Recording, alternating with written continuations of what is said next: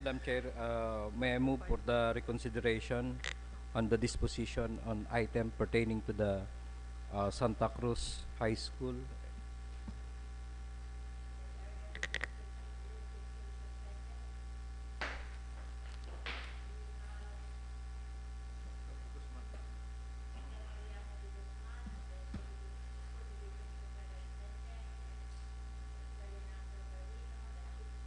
As in Operation Division of DepEd, Naga City.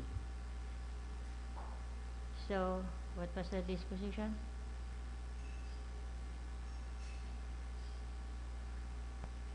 Madam Chair, there is a query from the members of the Sangguniang pertaining whether we will donate or just a deed of use of pertaining to the property on the Santa Cruz High School.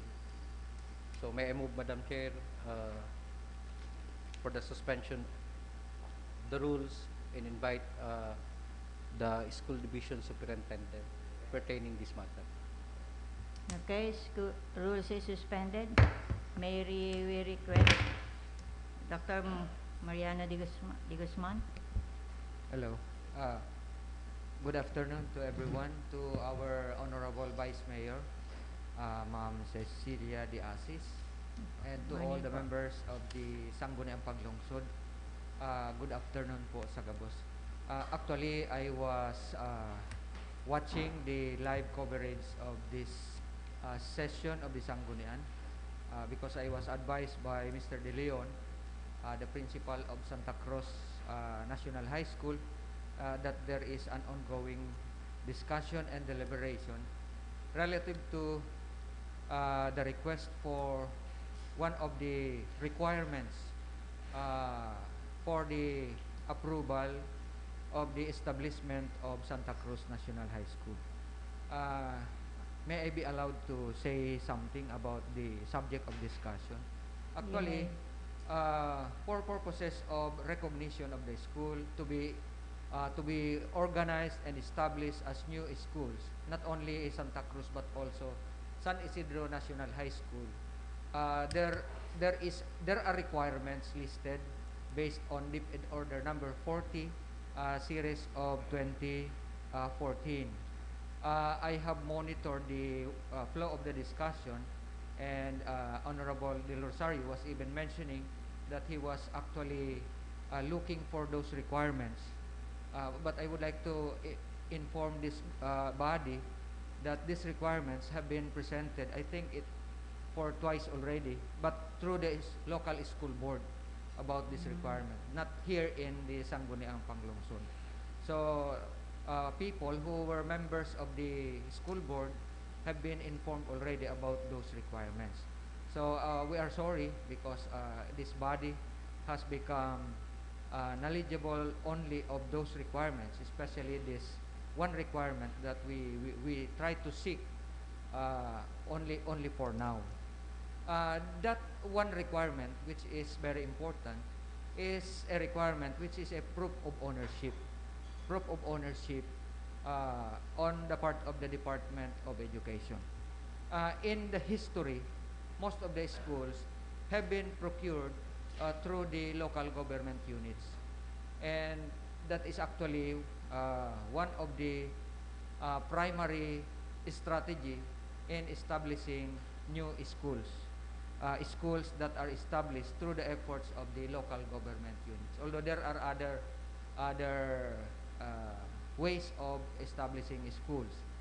And based on history also, there are already many schools confronted with so many problems relative to issue on ownerships of their school sites.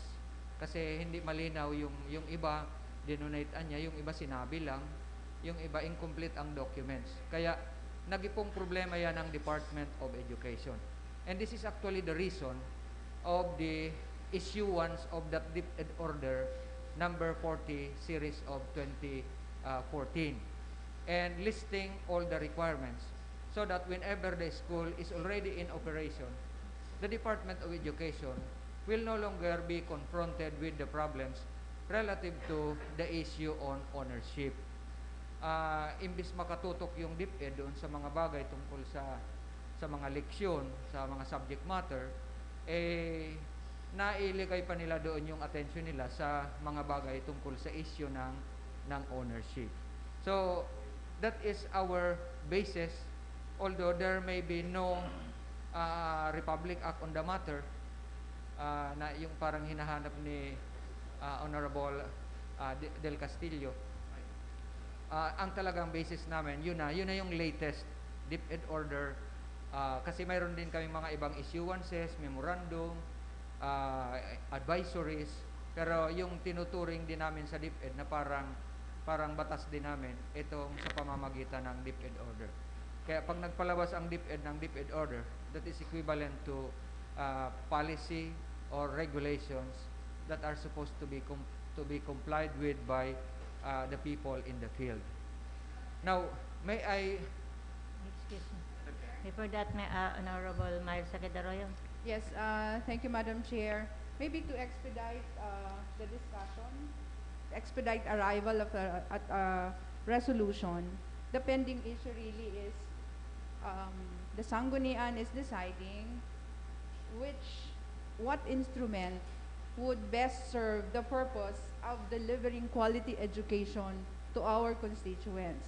To donate the property to DepEd or to enter into a deed of usufruct with DepEd for that purpose.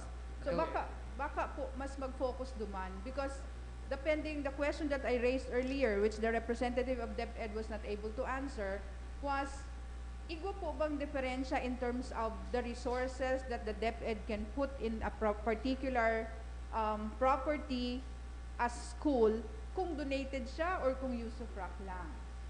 Kasi yun po ang consideration ta. Of course, it will always seem advantageous to the city if we retain ownership, but for what purpose, I don't really see what advantage if the usufruct is not anymore with us. But for purposes of deciding, ano po ang pigahagad talaga nindo? Deed of donation or pwede ng deed of usufruct? Because in the department order that you are citing, that's one of the instruments that would vest right of ownership to the DepEd.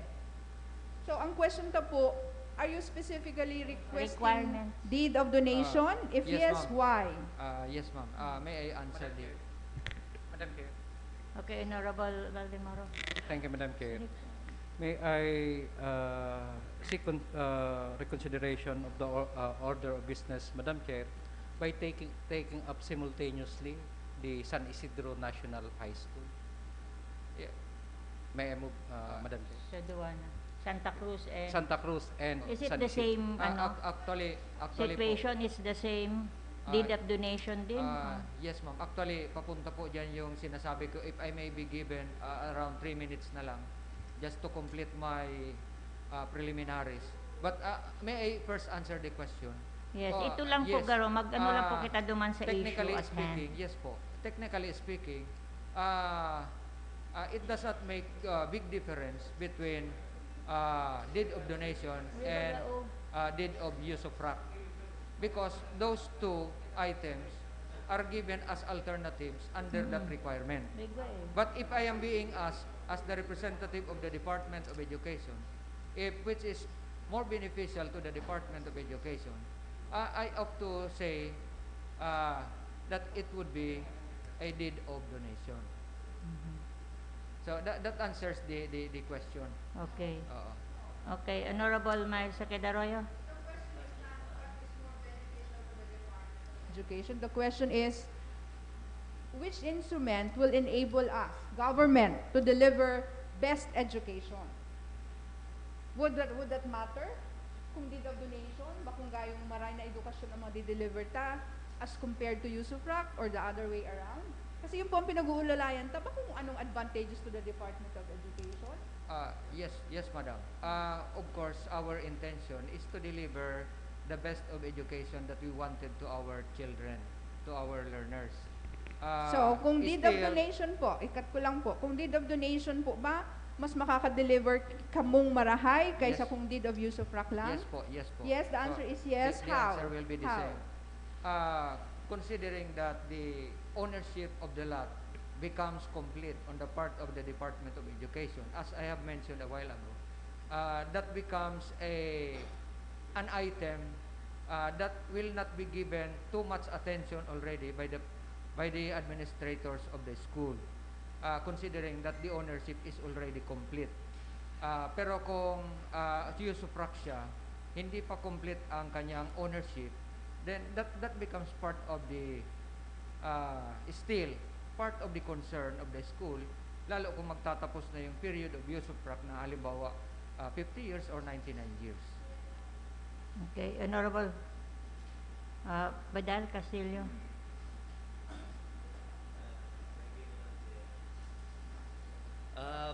Pag dinunit kaya ang City Government of Naga, ang Santa Cruz, Santa Cruz Elementary Nash High School. High School sites, of course nawala ang ownership. Ayun. Bakota na yan. Ang abot ko lang po naman, after kang elementary school, ikaw pa po naman health High center, school. ikaw ang evacuation center. Ba't pag-abot ng pirang taon, papalayaso na kita ng mga kang DepEd. Hindi man, ito galong property lang garo kang, itong building lang kang DepEd. Oo, siyempre, kung si building, ikaw yan yung corresponding so-called area kung pira lang idodonate. Kaya siguro, sukatan ka muna kung pira lang idodonate, dumamba ko itong entire. Then ito site na talaga ito, elementary school na ito, High school. siguro naman, ipasuporta itong elementary school, tapos itong dagagan na pigtutok kang elementary school. Okay. Tapos na pigdonate yan, bali itong health center pa naman, kabali pa naman, yung maribong po sa toya, Madam Chair. Okay, thank you, Honorable Del Castillo. Garong pigano lang po ninda itong kinakatukdukan kang eskwelahan. Honorable Del Castillo.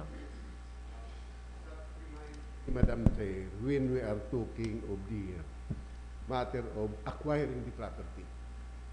Actually, during the initial discussion of this, prior to the acquisition of the property, ang talagang i-devote lang sa eskwelahan is 1.5 hectares. That's why, nagngalas ako, taduang hektarya na idodonata. If ever that deed of donation was true. So what will happen to the 5,000 square meter na pilitang gamiton sa evacuation center and other facilities in the area? Ano taduang hektarya na? Si 1.5 hectares originally na devoted for the Santa Cruz High School.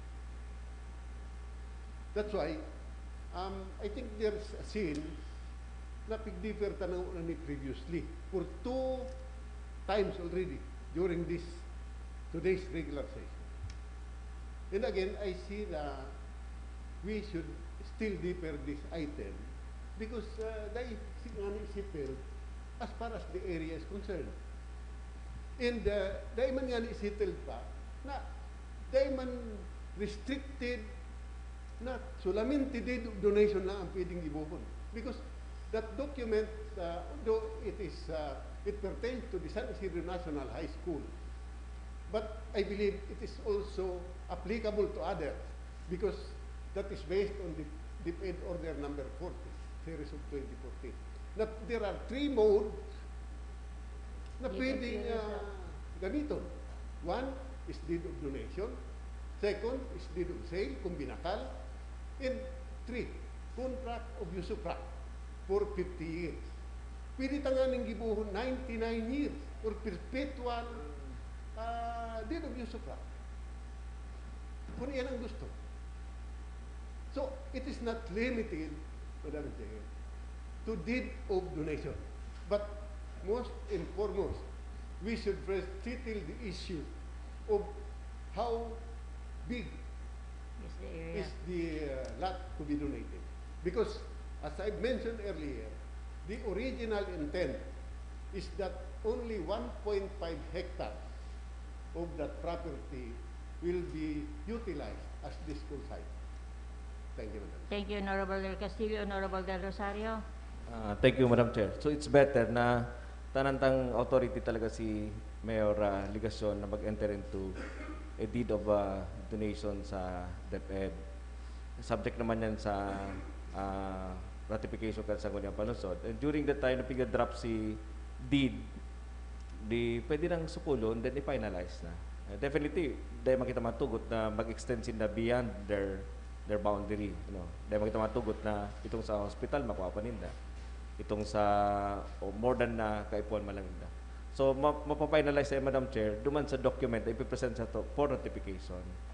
So, I think si Agam-Agam na baka mag-extend, itong sinasabi ni Councilor Del Castillo, baka mawara na kitang puder duman sa health office, baka daiman. And itong pingsabi ni Councilor Buddy na 2,000, si 5,000? 1.5. Si more than duman sa 1.5. So, tagari mo finalize sa'yo, Madam Chair. So, we give authority sa mayor. Then, pagbalik ang documents, i-ratify taman, then we scrutinize. So, Madam Chair, nasa perspective man ang discussion ta actually. Kaya nga yun ang pinakabagayon sa sanggunian kasi i-discuss talaga. And pagbalik ang document for our ratification, pwede pa yan himay-himayin pa. So you are in favor of a deed of donation? Ako po, Madam Chair, nag-propose sa bago yan, may nag-second na nga. Okay. Honorable Del Castillo, Honorable Abunal, and then Honorable Arroyo.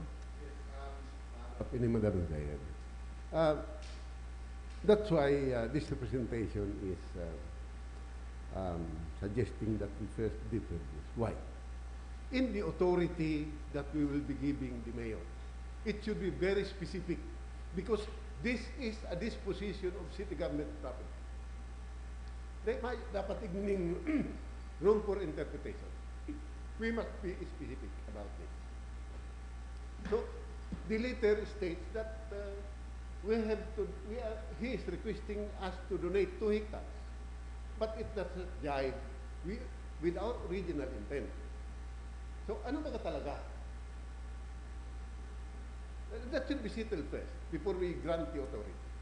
Okay, thank you, Dahil Honorable. disposition of property ini. It's a city government property. So, the authority should be very specific. Okay. Thank you, Madam. Thank you, Honorable Del Castillo. Honorable Abunal. Are looking, of course, at the paper for San Isidro. Dahil po naglalataw mo niyan, itong July 31 na not later than July 31. Does that also apply to Santa Cruz? What happens kung after July 31 po ang submission? Those 2 questions, Madam Chair. May deadline. There's a deadline. Kaya nga, pareho din po ba July 31 para sa Santa Cruz? Pareho din po ba yan sa Santa Cruz? May deadline din? Yes po, the same document po ang The pinadala same sa amin document ang tungkol po. pigahagay. What happens kung later than July 31 po ang submission? What happens, Mr. Sir? May I explain Okay, po? ma'am. Sir Di Guzman. Oo. Actually, based on the procedure in the regional office, these required documents need to be submitted by March before the opening of the school year so that the school can be recognized starting the opening of the school year 2020 and 2021. But I did all my efforts so that I can be or we can be reconsidered for purposes of recognition of the establishment of our school as much as possible, be recognized for purposes of opening it this school year 2020 and 2021. And with that effort, I was able to get that signal from the regional office, and it's already the answer Sa July that 31. we can still be given that consideration until July 31. That is why, So after po July 31, kumbaga po, medyo nasa deadline na kami ngayon, kaya sana po maintindihan din ninyo kung bakit kanina I was informed na parang defer na muna yung decision. Pero I again called Mr. Jeronimo that kung pwede matapos na ngayon madesisyonan kasi we need to submit the documents Sa either July tomorrow or Thursday kasi ang 31 daw holiday.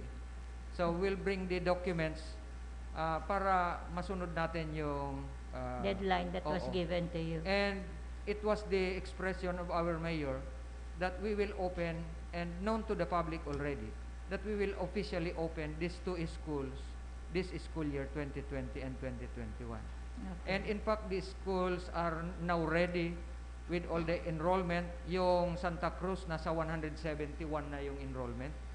Yung San Isidro, nasa 87, yung huli kong nalaman na figure. And we already provided them with 1 school head and 4 teachers in San Isidro, and then 6 teachers in Santa Cruz National High School. So, and these school heads are now preparing. Okay, thank you, Opo, sir. thank you po. Honorable Arroyo? Point I want earlier by the Honorable Del Castillo, that the authority cannot be silent as to the area that will be negotiated for donation. Kaipuhan, Madam Chair, nakaspecify. So, kung dahil kita sigurado kung taano ta 2 hectares, I think dapat siguro ako tunta si Mayor Ngunyan. Considering the manifestation of the deputy representative of the urgency of the matter, di dapat masettle ta ini Ngunyan.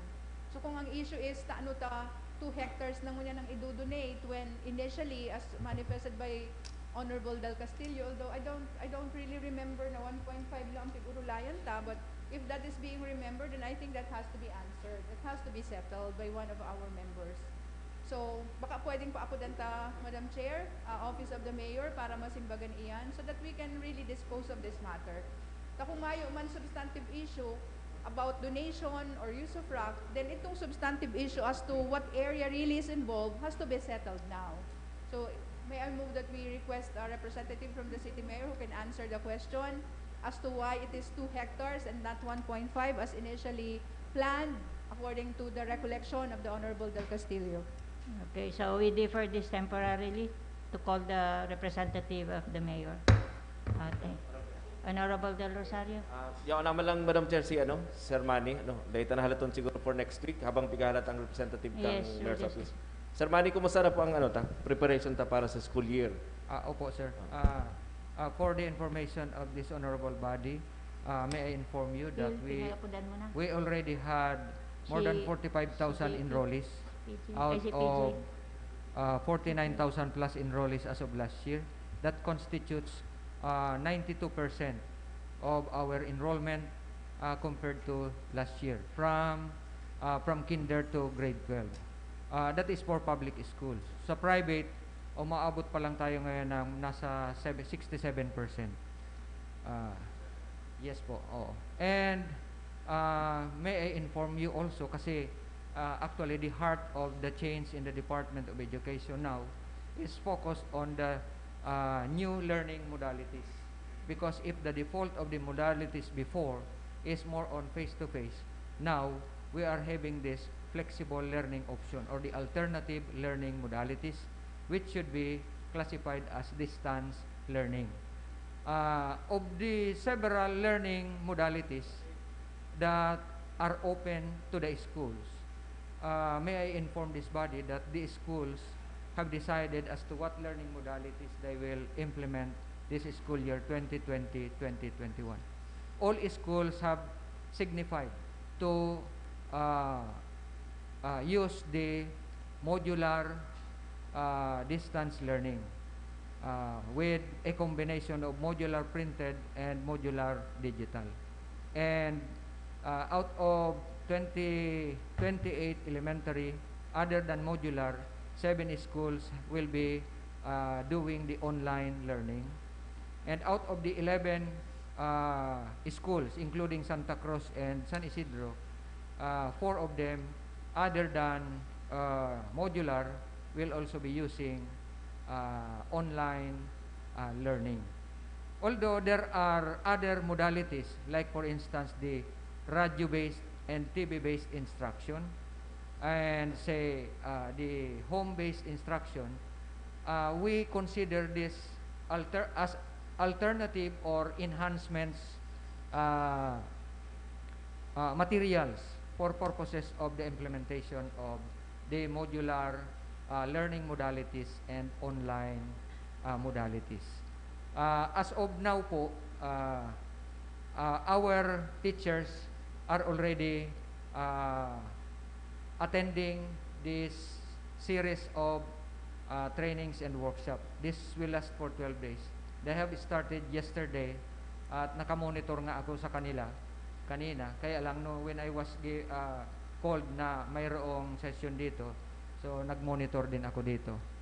So they are being taught of these different learning modalities, and then they are also taught of the different online platforms, and as to how these online technologies can be inserted and utilized as important tools on online learning and even on modular learning. And they have prepared, principals have already prepared their plans, and as of now, yung mga major plans namin is this week, yung schools are already conducting the reproduction of the first modules for all subject areas. First module lang, kasi ang module is intended to be utilized for 1 week. So that is first week. And part of the plan is next week, we will be having our simulation or dry run as to how these different modalities will have to be implemented in the schools, so that they will be ready at the start of classes on August 24. Okay, thank you, Sir Manny. Yes, po. Honorable Del Rosario. Sir Manny, duman kaya sa division of Masbate, Yes po. Masbate City Division. Ang mga teachers duman, pigsugo kang superintendent na mag-ikot sa atis 10 aki everyday. Tangarig ma-remind si aki kan si mga leksyon, mga lessons, para si retention sa pagbasa, pagbilang. So very limited. Sa 10 ire-istorya, nare-remind si aki. Magayon na initiative ito kang Division Masbate. of Masbate. Hopefully may remaining pa kita. Kung mag-postpone na naman ini, igiling ko si President Duterte sa ugma, garo ang tendency, binabasa ko ang sayang isip, Madam Chair. Maray ka pa, nababasa mo. Oo. Nababasa ko ang isip niya na talagang anggot na maray sa ABS-CBN. Pero yun naman, baka may time pa man. Anyway, Superintendent, bastante man garo si panahon sa mga teachers na tulong bulan naman. Baka pwede man sila maglakaw-lakaw, mag-adapt ng at least 5 o 10 aki o 3 sa palibot nila. Pero po ang teachers sa Naga City Division. Medyo, sir, although some may be doing that, as of now, we are quite hesitant to do that. Ito nga ang sinasabing para teachers kasi hindi pa rin maiwasan yung face-to-face. Yun ang iniiwasan natin. Kaya, Pero sabi ko, masunod bang ginala sila, if we Sir can Manny, do, sa Masinda sa even, yes po, even on Kasi orientation. ako, Madam Chair, yawa na kita dyan kung pirmi kitang ang punto di Madam Chair, ang aki ko yan pirambulan ng Bakante. oo. Dapat Wala apera ng interest, sa wala ng interest. ikaw nagsisigato sa indang our teachers should go out of their way. Kasi ano man si sweldo ninda continuous man sweldo ninda Okay. Grabe ko niya na mayong trabaho. Ang nasa private sector na teacher, Madam Chair, Ayaw. pagkaaram ko sa paikot-ikot ko, igwa mga eskwelahan igdi na 50% na lang ang sweldo. Kang private school. Unlike sa public school, na bilog din na nakukuha ang kweninda. Kaya at least, ang pigagad naman lang di, Madam Chair, is dikit na siguro i-exercise. Dikit na lakaw-lakaw kan mga teachers ta sa neighborhood, sa mga estudyante, o kung sana ka mo, nakakabasa pa ka mo, nakakakwenta pa ka mo ning tangarig pa supplement sa effort ka magurang. Something to that effect. Dahil naman kayo pa nitong perfectong ko yan.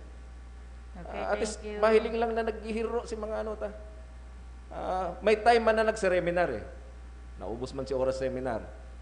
May time man na nag-iskusar, modular, etc. etc. Yaw na kita dyan Pero itong touch sa community. Tangari pagbalikan mga aki, whether face-to-face o dai blanco ang paghiling kang aki sa teacher ninda. Okay, Thank you, Madam. thank you, Honorable Del Rosario. Honorable Perez, you're raising your hand.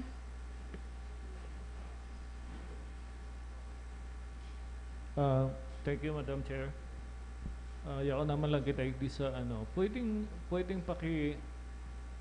paki-describe o visualize to us kung ano ang mangyayari sa modular learning?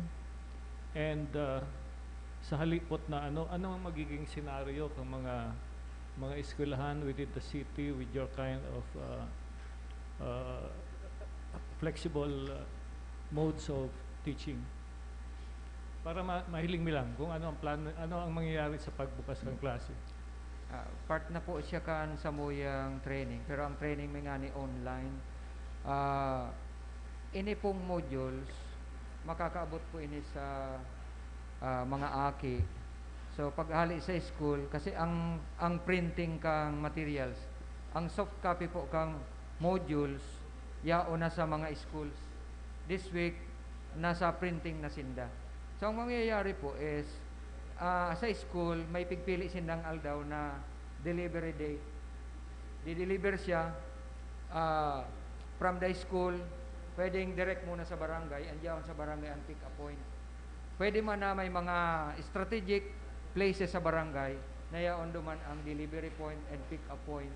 Depende sa pakikipag MOA kang school sa mga establishments na yun. Tapos igwa maning time na para sa pick up.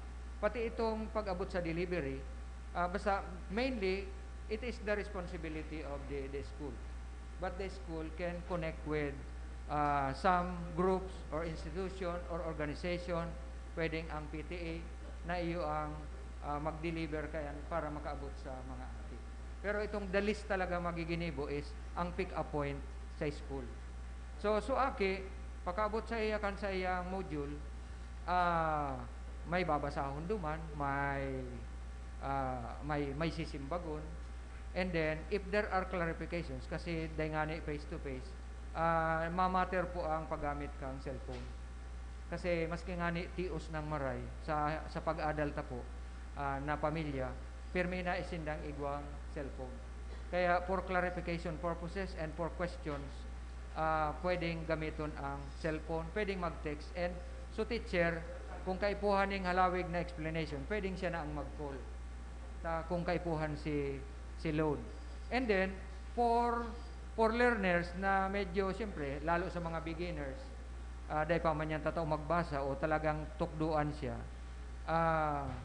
kaipuhan so assistance kang kairiba sa harum, pwedeng si magurang, or kung medyo maray ang pwedeng mag-hire ng tutor. So itong mga ma-assist duman sa aki, who can be a parent, a brother or a sister o kairibanan sa harong, yun na ito ang naapo doon tang para teacher. So aron po kayan ang sistema, and pigiribuhan naman po yan ng simulation. Kasugma, igwang demo po kayo na pinag-present during our training. And then, so talagang actual simulation, mangyayari na po yan next week. So araw po kayan so modular printed. Pero may po siya, igwa pa siyang deviation duman sa printed digital, modular digital. Kasi ang aki or ang family, pwedeng may gadget, pero mayong connectivity. So pwede siyang maggamit duman, gamit itong mga flash drives, itong mga na isasalang duman, aadalan ninda through the use of the gadgets. And they can even communicate kung igwasindaning connectivity. So ang point gani, kasi there are some learners who have the connectivity and who have the gadgets. Pero finally, kung sa school nagpili modular, so ano mangyayari sa inda? So ang point is, everybody may module. Pero kung online ka, nag-online ka, igwa ka manggiraray na kapot na module. Kaya practically, garo magiging manggiraray po siyang inaapod na blended. But not in its strict meaning. Kasi ang strict meaning kang blended, dapat primarily, ang ginagamit mong modality is face-to-face, blended or combined with other modalities. Pero ngunyan, dahil sa face-to-face ang bawal, kaya ang sa tuya ngunyan na combination na inaapod ng blended, is a combination of other modalities that are not considered face-to-face. Okay, thank you po, Mr. Sir Manny. Honorable Abunal. Can we check whether the mayor's office will be able Kaya to iyo answer po the nga nito, question. may ma-check pa po da kaya sa city engineer, tagaro nagkaiganing pagbabago duman sa lot area. Okay. So, can we defer this? Maka-report daw mo niyan si sa city engineer? Hindi, Anong sabi? technical po kaya yung question kung ano ta biglang 2 hectares na ngunyan ang pagkaintindi mi less than 2 hectares. Iyo And po then- nga niyan. Yeah, yun na po. That's why we need the sa city engineer, tas hindi po sinagibo ka itong plano. Correct. Papacheck da po ni Mr. Frank Mendoza Okay. kung ano si mga binago. Madam Chair, sarong item lang po.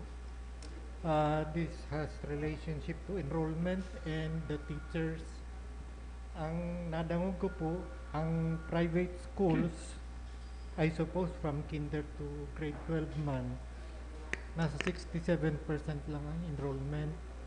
That means minus 33%. Yung sa public schools, ang compared to last year na 49, nasa 45 lang ngayon. That means minus 10%. Ang realization po, kadakol pong dahil nag-enroll, Dahil Madam Chair. nag-enroll. Ano po ba ang effect sa teachers nito? Arukin sa private schools talagang nagre-retrench ng gayos hindi.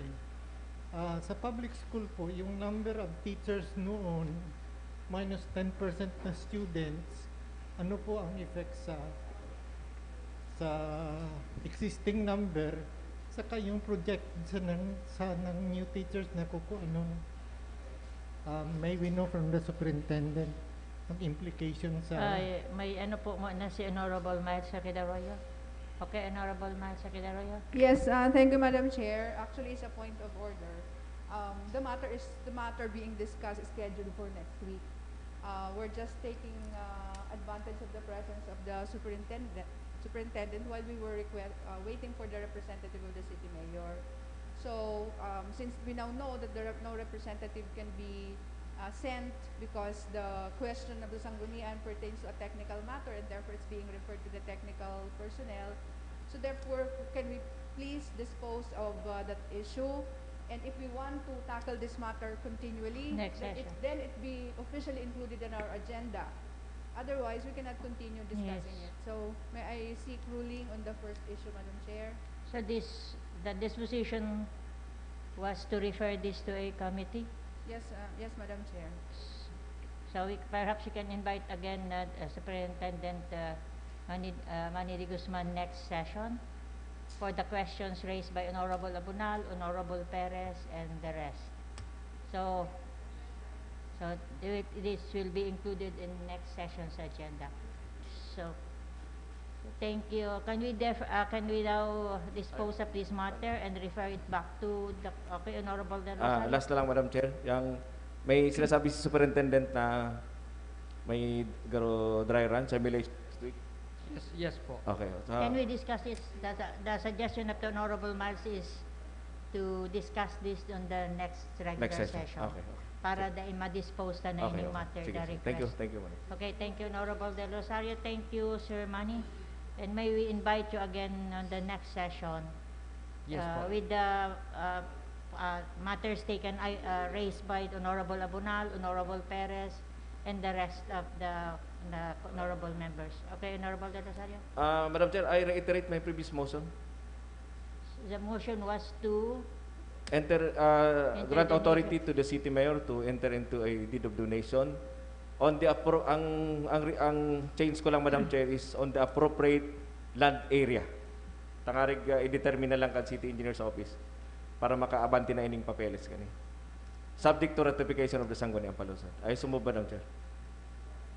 before the second, Honorable Del Castillo.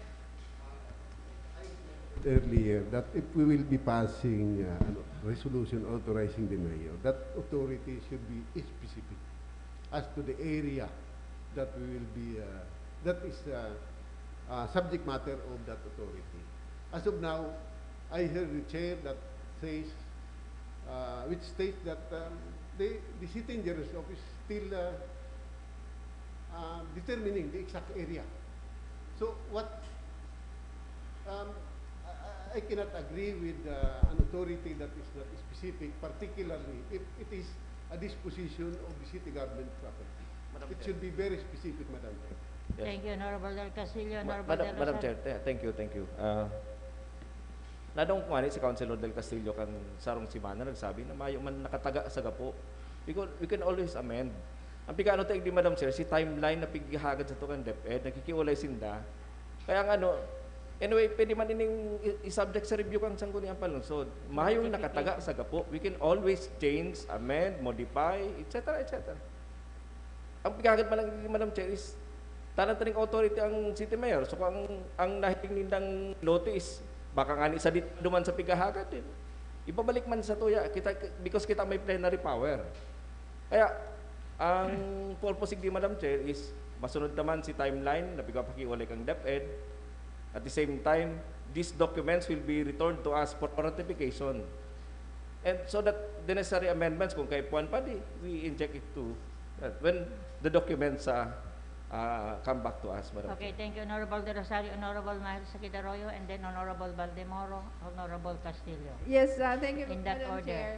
Gabos po kita in agreement to give the mayor that authority. Ang piguro layan tap, ano ang pirang i-donate ta? Di po ba kasi the authority authorizing the city mayor to enter into a deed of donation over what? Invalid po ang authority to enter into a deed of donation. Na dito man dyan sinabi kung pirang area yung dinodonate. Invalid man sana po yan. So I hope the Honorable Del Rosario will understand. Kasi kay po nakalaag dyan. So it's either isabi itautan ng authority to enter into a deed of donation over 2 hectares as requested by the mayor dahil iyo man yan siguro pighiling ni mayor, iyo talaga yan si appropriate given the plans and other institutions that will be put up there, i-grant na nalagod ang 2 hectares. It's either we grant the 2 hectares or we don't. Kasi mayo, dahil po kita pwede magtang authority na mag-donate, na mayo man sukat ang ipigdo-donate ta, that will be an invalid authority. Thank you, Madam Chair. Okay, thank you, Honorable Miles Arroyo, Honorable Baldemoro first. Thank you, Madam Chair. First, Madam Chair, may hinahabol na deadline ang Yes. DepEd. Another, some members may apprehension po on the deed of donation. Some agree on the deed of usufruct. May we know, Madam Chair, to SDS, kung okay man lang sa DepEd na instead of deed of donation, deed of usufruct para may agreement lang kitang mahaman dahil ang pagmati ko may mga apprehension some members including myself on the deed of donation. Okay, thank you, Honorable Baldemoro. I think the special the De La Rosa has the design, the lot area. Can you represent it to us para definite ang the rules are still suspended? Who will represent it? From the office of the mayor? Para sigurado kung ano.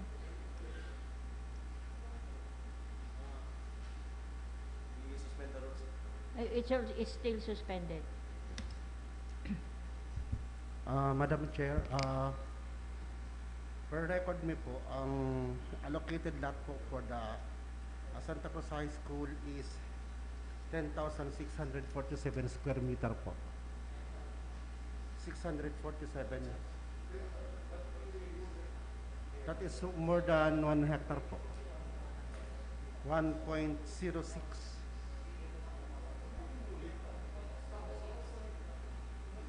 And this was this figure, Madam Chair, was already presented when we seek approval for the approval of the site development plan for the area development in Santa Cruz. So 1.6. 1.06. 1.06, not 2 hectares. Okay. But as to the proposal of the Honorable Baldemoro a while ago, open man, some of the members are open for the deed of usufruct, whereas the Honorable Del Rosario is proposing, and there was still no second, proposing na deed of donation. Honorable Baldemoro, wait. Madam Chair, Palat mo na. may proposition para may agreement lang kita. baka pwede man na deed of use subtract muna, and then maybe later on we decide for the deed of donation. In order lang, Madam Chair, to meet the deadline of the DepEd. Okay, Thank thank you, you, Madam. Honorable Baldemore. Honorable Del Rosario. Madam Chair, just for the record, the motion is for the deed of donation dyan sa land area as Stated by manifested by Mr. Dada De La Rosa. So 1.06. I'm moving that deed of donation, the authority to being granted to the city mayor to enter into the deed of donation with DepEd on the One. land specified by Mr. I so move, Madam Chair. Any second to the motion? With the condition raised by the with the condition raised by the Honorable Del Castillo. Madam Chair, that the land area, or the lot area rather, is only 10,647 square meter, Yes.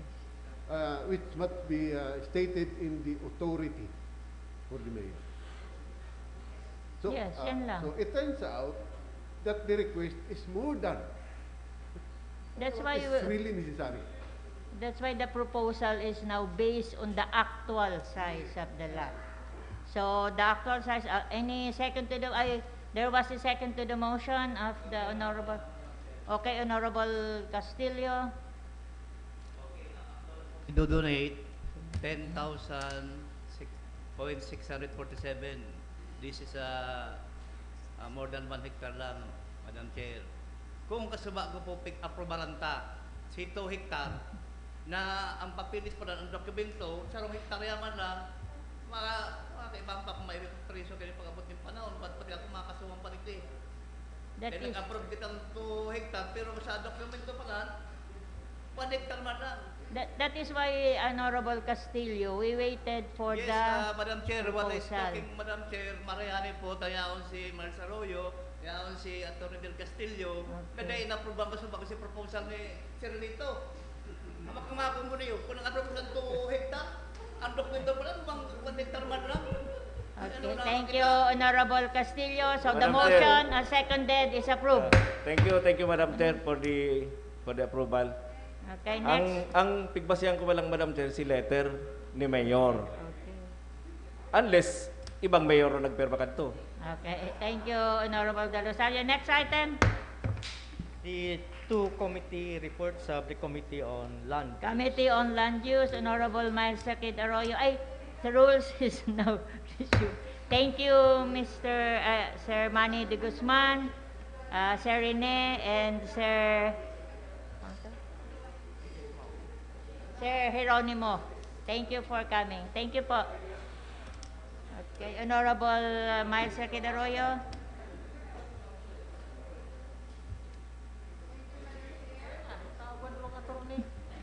Chair. I kindly take your seat. Go back to your seat, gentlemen. Order in the court. Order in the session hall. Honorable Miles Sakid Arroyo. Thank you, Madam Chair. May I request acknowledgement of the report of the Committee on Land Use for public hearing held on July 27, 2020 Okay, in report. Barangay Carolina, this city. Okay, your report is acknowledged. Thank you, Madam Chair. There was only one item subject of the public hearing. Letter dated February 3, 2020 of Mr. Wilfredo B. Prillius Jr., City Planning and Development Coordinator, submitting the technical evaluation of the document submitted by Engineer Emeterio L. Aman relative to his request for rezoning of 3 parcels of light industrial land located at Barangay Carolina de City to be developed into commercial use. May I proceed directly to the disposition? You may proceed. In view of the fact that no opposition or adverse reaction from among the nearby residents was raised on the application, and based on the manifestations of the CPDO and the written report submitted by it showing compliance with the requirements for rezoning of lands in the city of Naga as previously found by the committee to be complete and in order, the committee will recommend to the Sangguniang Panlungsod to approve the application of Engineer Emeterio Al-Aman for rezoning of 16 hectares of light industrial zone located at Barangay Carolina this city to commercial zone as applied. So we move, Madam Chair. Any second? Okay, approved. That ends the report, Madam Chair. Thank you, Honorable Maisaki Arroyo. Next item.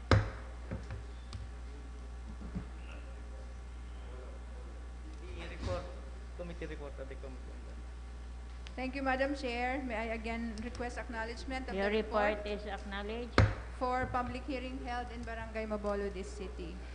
There was only one item tackled, letter dated January 24, 2020 of Mr. Wilfredo B. Prillius Jr., City Planning and Development Coordinator, submitting the technical evaluation of the document submitted by Engineer Virgilio B. Luanseng, the first General Manager, MNWD, relative to his request for rezoning of a portion of residential land located at Zone 3, Sitio Pagdaicon, Barangay Mabolo, this city, to be developed into industrial zone. May I proceed directly to the You may disposition? proceed.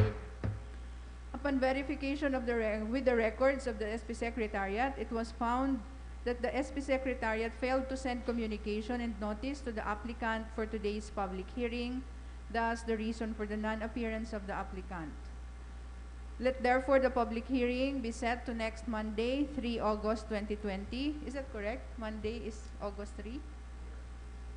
At 3 o'clock in the afternoon at the Barangay Hall of Mabolo, this city. The Sangguniang Secretary is directed to ensure that notices to all concerned parties and the public be sent and posted accordingly. That's the first disposition, Madam Chair, so we move.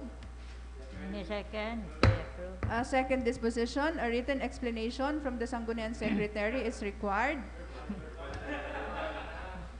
And an assurance that the situation will not happen again so as not to waste resources, both government and private. So we move, Madam Chair. Any second? Approved. Thank you, Madam Chair. That ends our report. Thank you, Honorable Maisaki Arroyo. Next item. Okay, Honorable Baldemoro. With the indulgence of the committee chair, instead of a written explanation, could we just ask for a verbal explanation from the SP Secretary? We would appreciate both written and verbal, Madam Chair. Thank you.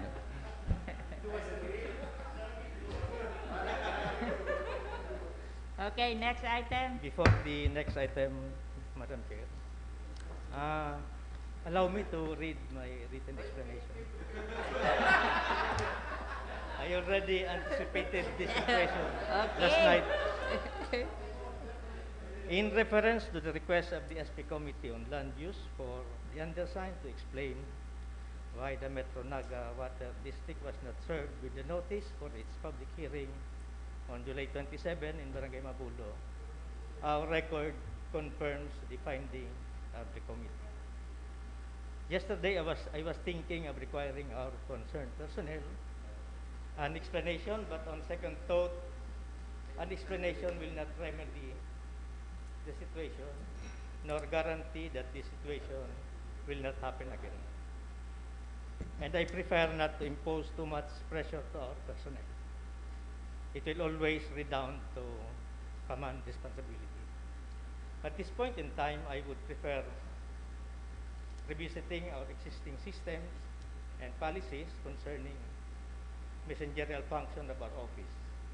Rest assured that corresponding modifications and improvement will be effected immediately to avoid this incident happen again in the future. For the second time, my apology. Thank you and good day. Apology accepted. Okay. Thank you, Mr. Hel de la Torre. Next item.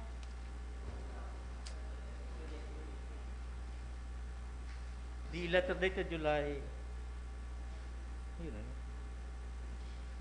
Mer.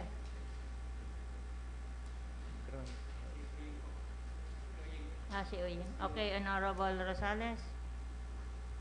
yeah, the grant of honorarium.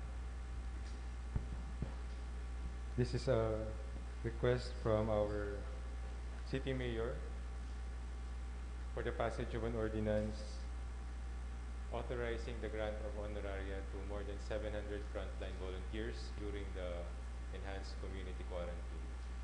The said letter was requested to be amended by the committee because of the changes being suggested on the proposed rates of honoraria.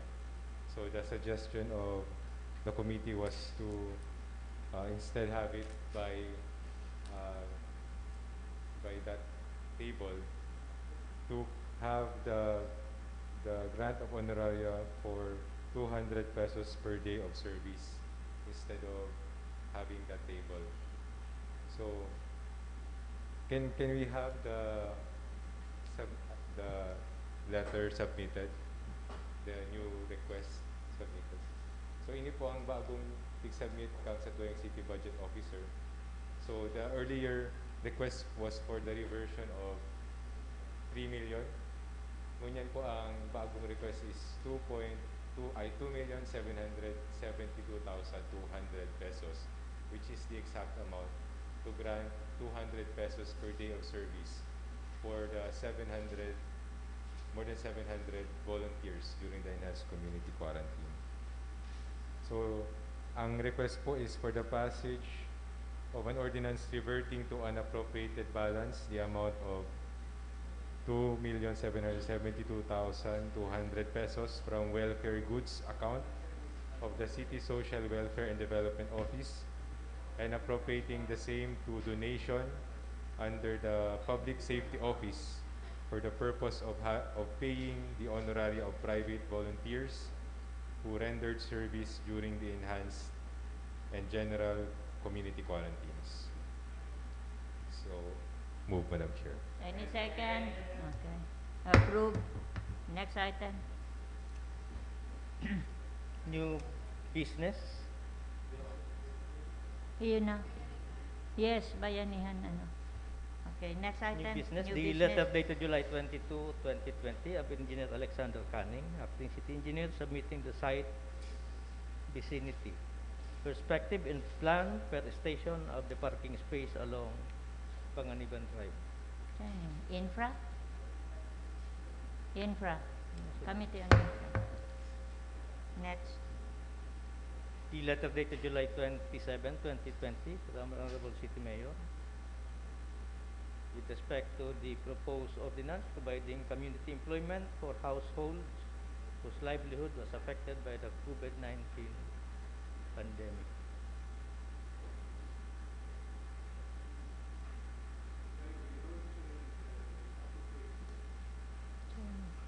Livelihood. Livelihood approved. Committee on Livelihood. Ano yan? Employment. Economic enterprise. For livelihood. Bako iba kitang committee on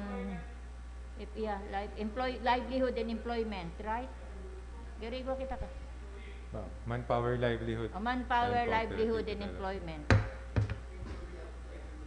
Including appropriation.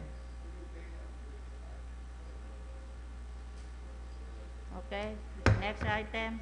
The subject matter of the privileged speech of the Honorable Lucilito Ezequiel Rosario, the proposed ordinance strengthening the internal audit service Laws by and establishing the ordinances. Naga City Laws and ordinances. Next item. Copy of memorandum dated Other June matters? 17 from the, yes ma'am, other matters, from the Department of Interior and Local Government on the conduct of quincentennial Noted. art competition. The letter dated July 23, 2020 from Engineer Rebecca Roses of the Okay, District noted. Engineer on the status report of infra projects. Next item. Nominal vote. Honorable Baldemoro. Thank you, Madam Chair. Madam Chair, may I move that all the approved resolution and ordinance be transferred to nominal voting and approve the same. Any second? Motion Approve. to adjourn, Madam Chair. Any second? The session is adjourned. Thank you, thank you.